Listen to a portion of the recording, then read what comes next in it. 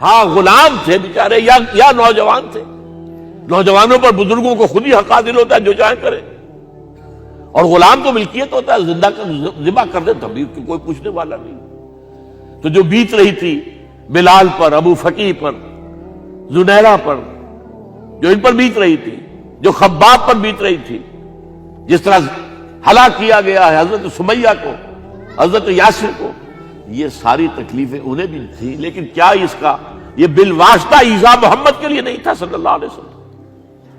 آپ کے ساتھی آپ کی جانثار ہیں, لیکن آپ ان سے بھی کیا کہیں, فصبروا فصبروا فصبروا. جب ابو جہل بدترین ٹارچر کر رہا تھا حضرت سمیہ اور حضرت یاسر کو رضی اللہ تعالی عنہما, آپ کے علم میں ہے کیسی کیسی ٹارچر کی ہے. جوان بیٹے کو باندھ دیا ایک ستون کے ساتھ, اس کی نگاہوں کے سامنے برہنہ کیا ہے ماں کو.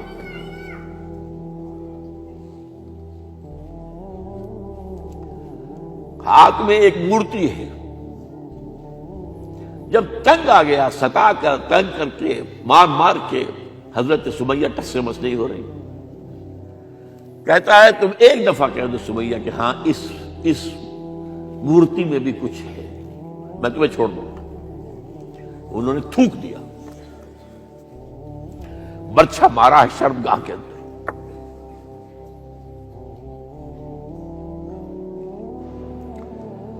کتنی تکلیف پہنچی ہوگی حضور کو, لیکن آپ گزر رہے. اصبروا یا آل یاسر فإن موعدکم الجنہ. اے یاسر کے گھر والوں صبر کرو, تمہارے استقبال کی تیاریاں ہو رہی ہیں جنت. یہ سیرت کوئی بناتا سناتا ہے, یہ سیرت. یاسر کے ساتھ کیا کیا ہے, 4 اونٹ نر سانڈ, اور ان کے ساتھ رسے باندھ کر ایک رسے سے ان کا ایک بازو باندھا, ایک سے دوسرا بازو, ایک سے ایک ٹانگ, دوسرے سے دوسری ٹانگ. انہیں دوڑایا ہے کہ پرکھتے ہو جیسے قسم کے. یہ دین ایسے ہی قائم نہیں ہوا. عدل و انصاف کا نظام ٹھنڈے ٹھنڈے قائم نہیں ہوتا, گھر میں آرام سے بیٹھے ہوئے قائم نہیں ہوتا. اور سنیے, 3 برس شیب بنی ہاشم کے تو قید ہے, 3 برس. اور یہاں کی قید پر قیاس نہ کریں. یہاں تو جیل میں کھانے کو ملتا ہے, راشن ملتا ہے, جیسا بھی ملتا تو ہے نا. اور لیڈروں کے لیے تو کلاس 1 لاکھ بھی کلاس ہے. آپ تو ان کا تو لیڈر تو لوگ جب آتے ہیں جیل کاٹ کر معلوم ہوتا ہے کہ شاید کسی صحت افزا مقام سے تشریف لا رہے ہیں. وہاں کیا تھا, ٹوٹلی بائیکاٹ. ایک گھاٹی, ادھر پہاڑ ادھر پہاڑ, دونوں طرف جو ہے پہرے, کوئی کھانے پینے کی چیز اندر نہیں جائے گی. اور پورا خاندان بنی ہاشم, وہ بھی کہ جو ایمان نہیں لائے, وہ قبائلی زندگی تھی نا. بنو ہاشم چونکہ حضور کو پشت پناہی چھوڑنے کو تیار نہیں ہوئے, ابو طالب نے آخری وقت تک بھی ساتھ نہیں چھوڑا.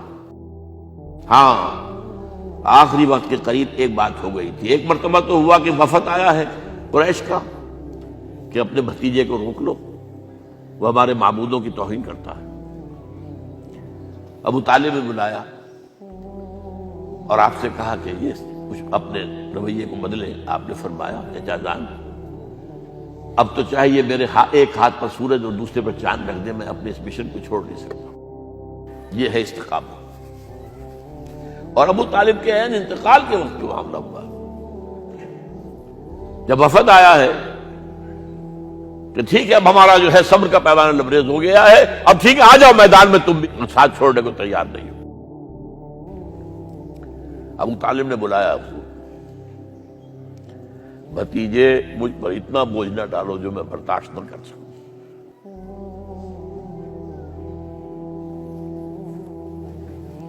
حضور کی آنکھوں میں آنسو آ گئے. چچا جان اب تو یا یہ بات پوری ہوگی یا میں اپنے آپ کو ختم کر دوں, اسی میں ختم ہو جاؤں. 12 شیب بنی ہاشم میں 3 برس اس حال میں گزرے ہیں ٹوٹل بائیکاٹ، کوئی کھانے پینے کی۔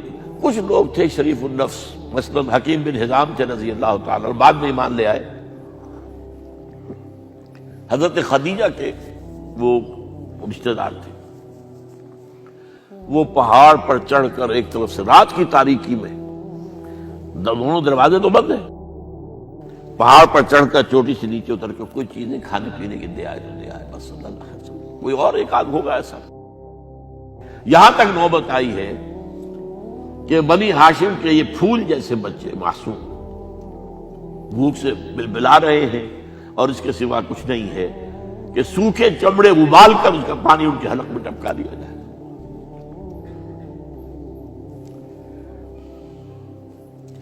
اور جو ہوا وادی طائف میں، جب مکے والوں نے فیصلہ کر لیا کہ آپ قتل کر دو، ابو طالب بھی فوت ہو چکے ہیں، اب کوئی اندیشہ نہیں، کوئی خانہ جنگی شروع نہیں ہوگی، کوئی انٹرا ٹرائبل وار نہیں ہوگی، تو آپ طائف گئے ہیں۔ شاید وہاں کے 3 سردار تھے بڑے، اور یہ طائف اصل میں قریشی کا، سمجھیے کہ یہ ان کا گرمیوں کا یہ صحت افزا مقام تھا۔ یہ تمام جو سردار تھے مکے کے، ان کی جائیدادیں وہاں تھی، باغات تھے، اور وہاں کے بھی 3 سردار تھے، تو شاید ان میں سے کسی کو اللہ توفیق دے دے۔ وہاں گئے ہیں اور صرف ایک ساتھ ہیں، حضرت زید بن حارثہ، حضرت ابو بکر بھی ساتھ نہیں، سائے کی طرح ساتھ رہنے والا بھی ساتھ نہیں تھا۔ وہاں جا کر جو آپ نے تینوں سے بات کی ہے، تینوں نے وہ باتیں کہی ہیں جو کلیجے کو چیر جائیں۔ تمہارے سوا کوئی اللہ کو نہیں ملا تھا رسول بنانے، جاؤ چلے جاؤ۔ ایک کہتا ہے فوراً چلے جاؤ یہاں سے، اس لیے کہ ہو سکتا ہے کہ تم سچے ہو تو کہیں میں تمہاری توہین نہ کر دوں، اور یہ بھی ہو سکتا ہے تم جھوٹے ہو تو جھوٹے کو میں منہ نہیں لگانا چاہتا۔ 3 دن کی یہ سختی، اور اس میں کیا ہو رہا ہے؟ اسٹریٹ ارچنز جو کہلاتے ہیں ہمارے یہاں، جھوکرے گلیوں کے، انہیں اشارہ کر دیا ذرا ان کی خبر لو، اب وہ پتھراؤ کر رہے ہیں۔ جیسے ہمارے ہاں کوئی آ جاتا ہے، کوئی نیم پاگل یا کوئی اور کسی طرح کا مست قسم کا آدمی، اور اس کے اوپر چھوکرے چاروں طرف ہوں اور ستا رہے ہوں، یہ نقشہ تھا، اور طائف کی گلیاں تھیں، اور محبوب رب العالمین تھے۔ ادھر سے پتھر آ رہے ہیں تو زید بن حارثہ رکاوٹ بن گئے، لیکن پیچھے سے آ رہے ہیں، وہ کیسے روکیں گے؟ پیچھے جاتے ہیں تو ادھر سے آ رہے ہیں۔ جسم لہو لہان ہے، خون رس رس کر زخموں سے جوتیوں میں آ کے جم گیا ہے۔ پھر وہاں سے آپ نکل کر گئے ہیں، ایک باغ میں تھوڑی سی پناہ لی ہے تھوڑی دیر کے لیے، جوتے بڑی مشکل سے اترے ہیں، خون جمع ہوا، اور وہ جو پھر دعا نکلی ہے آپ کے، وہ کلیجے کو چیر جانے والی ہے۔ اللہم الیک اشکو ضعف قوتی وقلت حیلتی وحوانی علی الناس، اے اللہ تیری جناب میں فریاد لے کر آیا ہوں، اپنی قوت کی کمی کا، اپنے وسائل کی کمی کا، اور لوگوں میں جو رسوائی ہو رہی ہے، الی من تکلنی الی بعید یتجہمنی او الی عدو ملکت امری، مجھے کس کے حوالہ کر دیا ہے؟ مجھے دشمن کے حوالے کر دیا جو چاہے میرے ساتھ کر گزرے۔ فریاد ہے کہ نہیں؟ بڑی زوردار فریاد ہے، بڑی زوردار، لیکن پھر مقام عبدیت کا ظہور ہوتا ہے۔ ان لم یکن علی غضبک فلا ابالی، اے اللہ اگر تو ناراض نہیں ہے، مجھے اندیشہ یہ ہو گیا کہ کہیں تو ناراض تو نہیں ہو گیا ہے، کہیں تو نے میرا ساتھ تو نہیں چھوڑ دیا ہے۔ اگر تو ناراض نہیں تو مجھے کوئی پرواہ نہیں، جو ہو سو سر تسلیم خم ہے جو مزاج یار میں آئے۔ واپس آئے ہیں تو مکے میں داخل نہیں ہو سکتے تھے، وہاں تو قتل کا فیصلہ ہو چکا۔ باہر ہی آپ نے ڈیرا لگایا، زید بن حارثہ کو بھیجا، فلاں شخص کے پاس جاؤ کہ تم اگر امان میں لے لو محمد کو تو محمد آ جائیں، میں تو میری یہ پوزیشن نہیں ہے، میں قریش کے مقابلے میں امان نہیں دے سکتا۔ دوسرے کے پاس بھیجا، اس نے بھی کچھ ایسے جواب دے دیا۔ تیسرے کے پاس جب گئے حضرت زید، مطعم بن عدی، اس نے کہا ٹھیک ہے، میں امان دیتا ہوں محمد کو، وہ آ جائے مکے میں۔ حضور سے آگے کہا، حضور نے فرمایا نہیں جا کر کہو، آ کر لے کر جا۔ کیوں؟ کیا پتا اچانک جو ہے میرے داخل ہوتے ہی کوئی مجھ پر حملہ کرے، قتل کر دے۔ وہ تو یہ کہہ سکے کہ ہمیں کیا پتا تھا کہ مطعم نے جو ہے امان دی ہے، I never knew it۔ اب یہ قبیلے کے اندر یہ ہوتا تھا کہ ایک نے امان دے دی، سب کی طرف سے امان۔ لہذا حضور نے فرمایا آ کر لے کر جاؤ۔ وہ اپنے 6 بیٹوں کو ہتھیار سجا کر لے کر آیا ہے اور پھر لے کر گیا حضور کو، کہتا ہوا گزر رہا ہے راستے میں، لوگوں سن لو محمد میری امان میں ہے صلی اللہ علیہ وسلم۔ اس لیے آپ کو مکے کے اندر پھر 2-2.5 سال مزید رہنے کا موقع ملا ہے، اور اتنا بڑا احسان آپ نے مانا پھر مطعم بن عدی کا کہ غزوہ بدر میں جب 70 اسیر تھے قریش کے حضور کے پاس، تو آپ نے فرمایا تھا کہ اگر آج مطعم زندہ ہوتا اور وہ سفارش کرتا تو میں ان سب کو چھوڑ دیتا بغیر کسی فدیے کے۔ بہرحال یہ چند باتیں میں نے آپ کو بتائی، باقی تو یہ کہ غار ثور ہے کیسی کیسی، اور پھر غزوہ بدر سے پہلے کی رات ہے، اور وہ آپ کا زندگی کا طویل ترین سجدہ ہے اس میں، جہاں تک یہ الفاظ بھی آپ نے کہہ دیا اللہ اگر کل یہ جو 313 یہاں جمع ہیں اگر یہ ختم ہو گئے تو پھر قیامت تک تیرا نام لینے والا کوئی نہیں ہوگا، میں آخری رسول اور میری یہ 15 برس کی کمائی ہے۔ اس وقت کہا حضرت ابوبکر نے، وہ پہردار کی حیثیت سے کھڑے تھے کہ حسبک حسبک حضور بس کیجئے بس کیجئے۔ بہرحال بدر ہے، احد ہے، زخمی ہوئے ہیں، دندان مبارک شہید ہوئے ہیں، خون اتنا بہا ہے کہ بے ہوش ہو گئے ہیں، اور خبر اڑ گئی ہے کہ آپ شہید ہو گئے۔ یہ سب کچھ، اور سب سے بڑھ کر حمزہ کی لاش سامنے آئی۔ کیسی لاش؟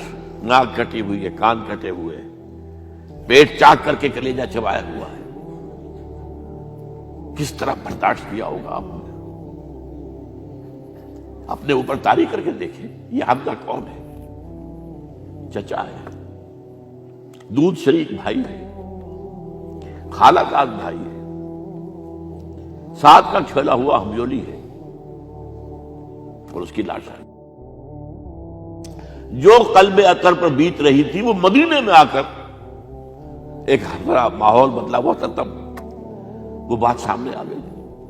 جب آپ مدینے واپس تشریف لائے ہیں تو ظاہر بات ہے کہ زیادہ انصار کے لوگ تھے جو شہید ہوئے تھے۔ بدر میں مہاجرین تو میرے خیال 1/4 تھے نمبر کے اندر، 3/4 تو انصاری تھے۔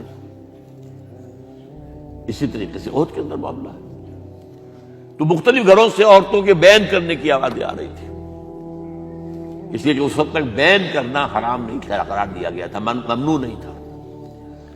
آوازیں سن کر حضور کی زبان مبارک سے نکل گیا اما حمزہ تو فلا بواکی لہو، ہائے حمزہ کے لیے تو کوئی رونے والی بھی نہیں ہے۔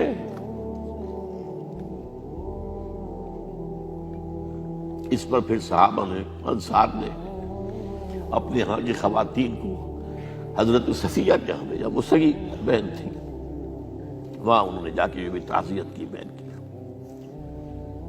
غزوہ احزاب کا آپ نے سنی لیا، اسوہ رسول پر نہ معلوم کیا کیا باتیں چیز لوگوں میں مشہور ہو گئی ہیں۔ اسوہ کا لفظ آیا کہاں ہے قرآن میں؟ سورہ احزاب میں۔ وہ اسوہ کیا تھا؟ جب خندق کھودنے کا فیصلہ ہوا ہے تو خندق کھود رہی ہے، حضور بھی لگے ہوئے ہیں، بھاری بھاری پتھر اٹھا کر کندھے پر لا کر باہر پھینک رہے ہیں، پتھریلی زمین تھی، ایک پتھر کسی سے ٹوٹا نہیں تھا، تو حضور نے جو ہے 3 دفعہ جو اس کے اوپر ضرب لگائی تب ٹوٹا ہے۔ لیکن یہ کہ کئی دن کے فاقے ہو چکے تھے، کھانے کو کچھ نہیں، پورا محاصرہ تھا، 12,000 کا لشکر گھیرے ہوئے، یہاں تک کہ آپ کو معلوم ہے کہ گھروں کے اندر بیت الخلا تو نہیں ہوتے، باہر جاتے تھے قضاء، اس کا کوئی امکان نہیں۔ شدید ترین آزمائش جو ہوئی ہے اس کا نتیجہ ایک طرف یہ نکلا کہ منافقین کا نفاق ان کی زبانوں پر آ گیا۔ قرآن مجید میں ہے یہ انہی آیات میں، ما وعدنا اللہ ورسولہ الا غرورا، ہمیں تو اللہ اور اس کے رسول نے دھوکہ دے کے مروا دیا۔ ہم سے کہا تھا کہ قیصر و کسریٰ کے خزانے تمہارے قدموں میں آئیں گے، اور حال یہ ہے کہ اب رفع حاجت کے لیے باہر نہیں جا سکتے، کھانے کو کچھ نہیں۔ اس وقت کچھ صحابہ آئے ہیں حضور صلی اللہ علیہ وسلم سے، دیکھیے فاقے سے قبر دوہری ہوئی جا رہی ہے، ہم نے اپنے پیٹوں پر پتھر باندھے ہوئے، چادروں کے ساتھ پتھروں کسا ہوا تاکہ قبر سیدھی رہے۔ حضور نے اپنا کرتا مبارک اٹھا کر دکھایا، 2 پتھر بنے ہوئے۔ یہ ہے اسوہ، یہ ہے آپ کی سنت، آپ کا اسوہ حسنہ۔ لیکن اس اسوہ حسنہ سے فائدہ کون اٹھا سکتا ہے؟ لقد کان لکم فی رسول اللہ اسوۃ حسنۃ لمن کان یرجو اللہ والیوم الآخر وذکر اللہ کثیرا۔ اسوہ تو اپنی جگہ ہے، قرآن میں ہدایت سب کے لیے، ھدی للناس، لیکن فائدہ اٹھائیں گے صرف متقین، ھدی للمتقین، ہے سب کے لیے، اسوہ سب کے لیے ہے، لیکن استفادہ وہی کر سکے گا جو 3 شرطیں پوری کرے: اللہ اور یوم آخر پر ایمان، اور اللہ کا ذکر کثرت کے ساتھ کرے۔ بہرحال یہ میں نے آپ کے سامنے اس حوالے سے رکھا ہے، یہ اسوہ جو ہے حضور کا، یہ ہم پر اتمام حجت ہے۔ دیکھیے نوٹ کیجئے، پوری نوع انسانی پر اتمام حجت، اسلام کا نظام عدل اجتماعی جو قائم کر کے دکھا دیا، حجت قائم ہے۔ اسے انگریزی میں کہتے ہیں اٹس ڈویبل، کیا جا سکتا ہے، یہ کام ہو سکتا ہے، اس لیے کہ زمین پر قدم بقدم چل کر یہ انقلاب آیا، محنت سے آیا، مشقت سے آیا، ایثار سے آیا، قربانیوں سے آیا، تکلیفیں جھیل کر آیا، صبر و مصابرت سے آیا، استقامت و مقاومت سے آیا۔ یہاں پر معجزوں کی کار فرمائی نہ ہونے کے برابر ہے۔ یہاں دھوپ سے بچانے کے لیے کوئی اللہ نے صاحبان نہیں دیا، ظل اللہ علیکم الغمام، اور بھوک سے بچانے کے لیے من و سلوہ نازل نہیں ہوئے۔ غزوہ تبوک میں ایسا بھی ہوا ہے کہ 3 مجاہدین کا 24 گھنٹے کا راشن ایک کھجور، ایک نے منہ میں رکھی، کچھ چوس لی، کچھ گلوکوز چلا گیا اس میں سے، دوسرے کو دے دی، اس نے چوس لی، پھر تیسرے کو دے دی۔ من و سلوہ نازل نہیں ہوئے۔ محنت، مشقت، ایثار، قربانی، صبر، مصابرت، استقامت، مقاومت، یہ ہے اسوہ رسول۔